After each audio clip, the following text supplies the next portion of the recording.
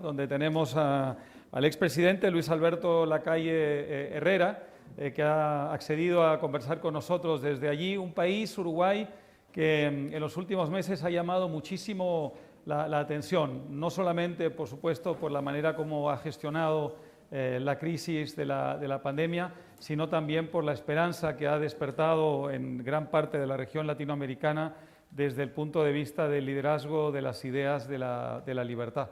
Así que vamos a tener el honor de conversar, Gerardo y yo, un momento con el expresidente Lacalle, a quien le damos la bienvenida. Sí, Álvaro, ya se está conectando el expresidente Lacalle Herrera. Mario hablaba en la introducción del modelo madrileño. En América Latina se habla mucho del modelo uruguayo, ¿no? Y desde Argentina aún más. Desde Argentina mucho más, desde Argentina mucho más. No solamente por la forma en que afrontaron la pandemia, es muy difícil hablar de éxitos en la forma en que se afronta la pandemia, pero evidentemente ha sido un modelo que está funcionando mejor que otros países, sino también cómo ha administrado ese trade-off entre lo sanitario y lo económico y las libertades, ¿no? Ahí me parece que es un caso realmente modélico. Entonces, y no solamente eso, Gerardo, sino que además Uruguay ha adquirido un cierto liderazgo en la región en términos de ideas, ¿no? Porque Uruguay está en cierta forma, en fin, liderando o abanderando, digamos, una corriente hoy en la región en favor de las ideas de la libertad y, en fin, tratando, digamos, de generar una corriente de opinión en la región en favor de ciertas ideas en un momento en que desde el otro lado, desde el lado populista, hay unos esfuerzos reiterados, digamos, por impedirlo, ¿no? Con lo que está pasando en Argentina, con la victoria, en fin, del populismo en Bolivia recientemente, etcétera, etcétera, ¿no? Vos sabés, Álvaro, que yo tuve la suerte de estar el 1 de marzo en Montevideo, en la asunción del presidente Lacalle Pou, su padre, con quien ahora esperamos poder dialogar, si las condiciones técnicas lo permiten. Luis Lacalle Herrera también fue presidente de Uruguay. Fue un acto completamente emocionante, realmente muy lindo. Creo que ya lo tenemos conectado al presidente Lacalle. Sobre todo por la democracia, que claro. Creo que ya está el presidente Lacalle Herrera, ¿no? Me parece que ya está conectado. Sí, no sé si me escuchan. Perfectamente, sí. ¿Qué tal? Bienvenido. Bueno, bienvenido. hola. Bienvenido. Bueno, bienvenido, presidente. Estaba comentando... Antes que nada, un saludo a don Mario, a Gerardo, que siempre es tan generoso conmigo para invitarme, a ti también, Álvaro. Y bueno, aquí estamos a la orden para contarles, describirles o filosofar, elijan ustedes el término, sobre cómo se ha encarado este castigo bíblico que es el COVID-19 en nuestro país. No sé. Antes que nada, quería preguntarte, presidente, antes le decían a tu hijo qué complicado debe ser candidato presidencial como hijo de presidente, y ahora te pregunto si es complicado ser padre de presidente. Sí, por supuesto. Yo creo que la convivencia ha sido bien sorteada por ambos, pero es más una carga para Luis, mi hijo, que para mí. Y yo, por supuesto, me he llamado a silencio desde hace ya mucho tiempo. No participo en entrevistas, no hago declaraciones, pero estoy mirando el partido, se imaginan, los toros desde la barrera, con una mezcla de preocupación y de orgullo. Y a veces me permito sugerir alguna cosa, pero no participo prácticamente en nada. Y bueno, el hombre lo ha hecho muy bien. Acá en broma dicen que sus virtudes salen de su madre. Y bueno, quizás sea eso entonces lo que ha mejorado la raza con ese Pou catalán que tenemos o tiene él en su genealogía. Bueno, esto es casi como un set televisivo, querido presidente, así que tenemos 15 minutos, nos gustaría aprovecharlo al máximo. Nos gustaría que nos cuente, recién decíamos en la introducción, no sé si lo escuchaste, que así como acá se habla del modelo madrileño en Europa, en Sudamérica hablamos del modelo uruguayo. ¿Cuáles son los tópicos que permitieron que Uruguay, creo que acá no puede hablarse de éxito contra la pandemia porque hay enfermos, hay muertos, pero sí hay un resultado claramente mejor que otros países, y ni hablar en lo económico y en temas de la democracia. ¿Cuáles fueron los tópicos que permitieron eso, Luis? A mí me parece que lo de modelo queda un poco arrogante. Yo diría que podríamos hablar de un estilo de ejercicio del poder y de ejercicio del poder legitimado por la democracia. Me parece que el gobierno de mi país puso en el centro de todo el sistema defensivo el concepto de libertad responsable.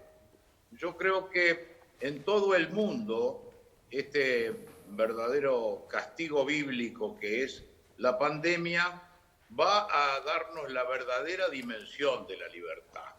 Esa libertad que nunca fue absoluta, ni siquiera en el origen del libre albedrío de la civilización judeo-cristiana, que inmediatamente tuvo las normas que recibió Moisés para que esa libertad pudiera ser acotada por la norma. El Papa Juan Pablo II señalaba que la libertad del hombre no es como la de la libertad de las bestias del campo, sino que tiene un acotamiento y un ordenamiento que ahora llamamos ley, y que es la manera de que esa libertad esté dominada o esté conducida por el intelecto y por los valores. El gobierno de nuestro país, de entrada, el 13 de marzo, cuando apareció, hacía 13 días que había asumido el gobierno, cuando apareció la pandemia en el Uruguay, resolvió, después de muchos cabildeos y muchos malos ratos para el presidente, que no iba a proceder a ninguna cuarentena obligatoria, ni se iba a obligar a nadie a nada. Por supuesto, se tomaron las medidas que están en las potestades del gobierno, de suspender las clases, de suspender los espectáculos, pero luego el presidente se dirigió al país y dijo: vamos a pedirles el ejercicio responsable de la libertad.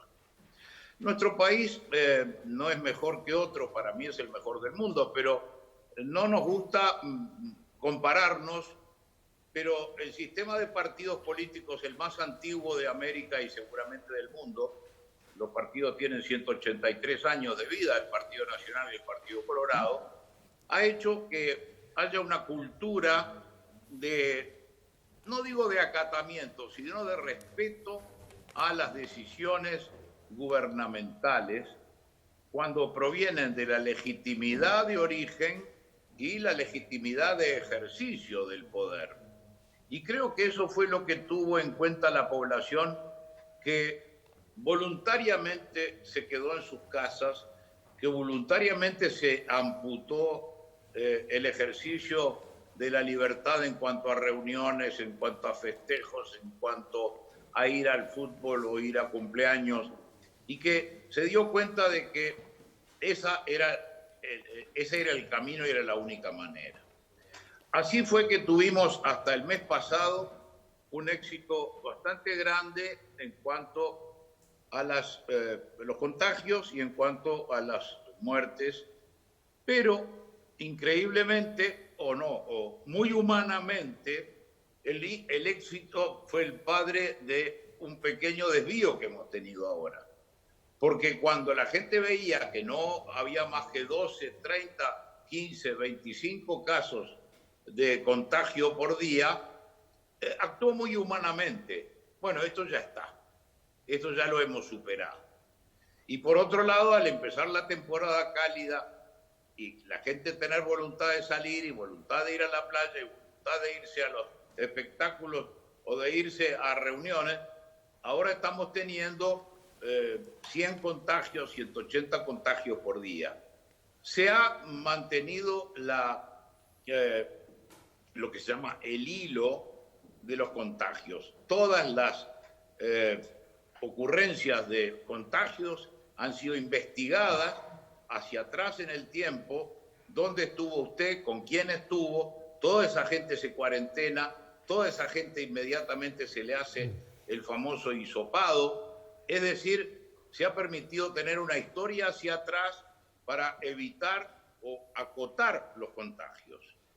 Eso, repito, en estos días está un poco complicándose, pero siempre dentro de una pandemia que está controlada. Y creo que esto va a servir, y permítanme que haga una extrapolación hacia adelante, para que haya una nueva dimensión en la valoración de la libertad. La libertad nuevamente va a ser puesta en análisis y cada uno va a decir, caramba, yo tengo en mi poder la posibilidad de contagiar o de no contagiar. No va a faltar algún tonto o algo peor que diga a mí no me importa porque lo peor es lo mejor, como tantas veces se ha dicho por los extremistas, pero generalmente creo que el país ha asumido esa condición de ser libre, pero ser responsable. Y los resultados, repito, hasta ahora han sido bastante mejores que en otros lados, aunque no estamos en una carrera con nadie, pero eso es fruto de tantos años. Yo cuento algo siempre, hace como 10 años hubo una epidemia de cólera acá en la región, en la Argentina, en el Brasil, aún en el Paraguay, y el gobierno de aquel tiempo, que ni me acuerdo de quién es, pero era un gobierno de mi país, que son democráticos y son acatados por tales, dijo, hay que lavarse las manos, hay que lavar la fruta y la verdura. Aquí no entró en el Uruguay el cólera porque todo el mundo se dio cuenta en su educación y en su cultura social, cívica, de que se le estaba diciendo algo que era bueno para todos. Presidente, ¿cómo saliendo un poco de Uruguay, cómo ves la región? La región está vista desde aquí rara, ¿no? Porque teníamos, en un momento parecía que nos alejábamos del populismo, Venezuela estaba de capa caída, en Ecuador se produjo una situación interesante al interior del correísmo, con el nuevo presidente dándole la espalda a la herencia de Correa, obviamente la caída de Evo Morales en Bolivia, daba la impresión de que América Latina tomaba un rumbo distinto. Sin embargo, ha habido un retroceso importante, lo que está pasando en Argentina, el regreso del populismo, evidentemente el regreso a través de las urnas del populismo en Bolivia, lo de López Obrador en México. Hay una situación muy como mixta y tengo mucho interés en que nos des tu visión de la región, presidente. Siempre he tratado de decirle a mis interlocutores o explicarle a mis interlocutores de que América Latina no es una sola, sino que hay una diversidad de Latinoaméricas que tienen sus peculiares características. Una cosa es los países del Pacífico, otra los países del Plata, otras los países del norte del continente sudamericano. Creo que el común denominador que tenemos, y como un común denominador negativo, es el plan del Foro de San Pablo de aumentar las divisiones dentro de los países. Creo que el mejor ejemplo fue Chile. Y en Chile, cuando comenzaron legítimas manifestaciones por discrepancias con el gobierno, las mismas fueron contaminadas expresamente y con una directiva por grupos de violencia que no eran más de 200 o 300 personas, que llevaron a que en el mundo entero se dijera que Chile está poco menos que derrumbándose. Y creo que ese afán de confrontación en distinta medida existe en muchos países. Paradojalmente, creo que el país donde va a haber más amortiguación de eso es en el Brasil, porque es un país que tiene amortiguadores sociales que absorben las contradicciones dentro de esa manera de ser de la vida política del Brasil tan permeable, tan plástica y tan cambiante. En nuestros propios países, los hispanos más que los ibéricos, creo que las características de cada país están siendo probadas en sus defectos, fundamentalmente sin perjuicio de sus virtudes.